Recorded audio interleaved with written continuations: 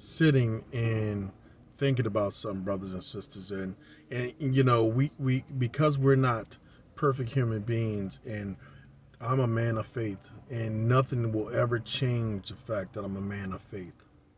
But I did ask God a question. I remember Job asking the same type of questions. Hackabak was questioning God.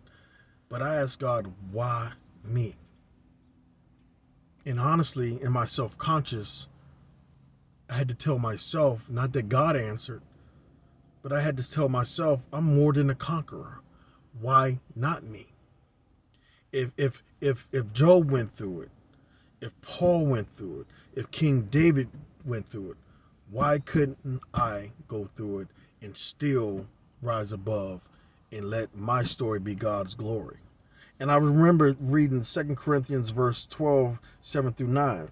There was a thorn given me there was given me a thorn in my flesh, a messenger of Satan to torment me.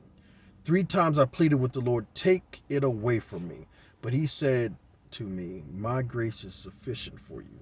My power is made perfect in weakness. Therefore, I will boast all more gladly about my weakness, so that Christ's power rests in me.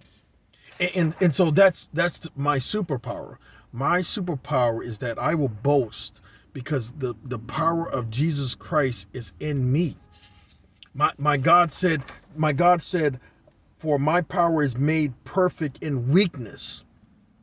So I am weak. I'm not going to walk around pretending that I'm stronger than what I really am. I'm not that kind of guy.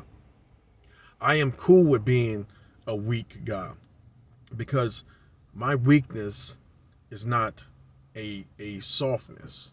It's simply saying that, Lord, I can't do this on my own.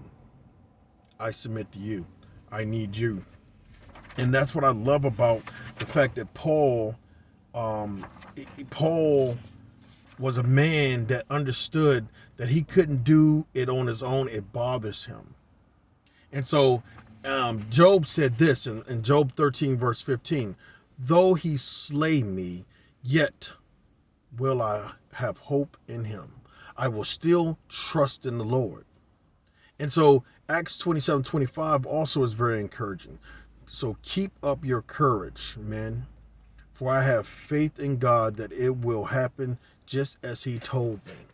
And that's where my faith lies in that, because I know the word of God says, I have a plan to not harm you, but a future.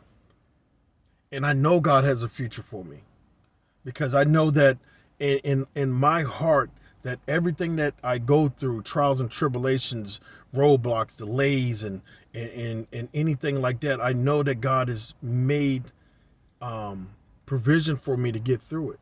Because every time I think about something and I think that I can't deal with it anymore or don't deal with it anymore, the Lord gets me through it to show me that he's never going to leave me and forsake me. So when you're going through these thorns in your flesh, I don't know what it is. Is it porn addiction? Is it alcoholism? Is it anger, unforgiveness, bitterness? Whatever your thorn is, God's power is made in your weakness. That's when God is really want to shine in your life, because you have submitted to him and you said, Lord, I can't do this on my own. I need you. I don't want to look at women like that anymore. I don't want to commit adultery anymore. I don't want to steal, lie, or be angry and unforgive anymore. I want your will to be done on my life, not what I want. You guys have a good one.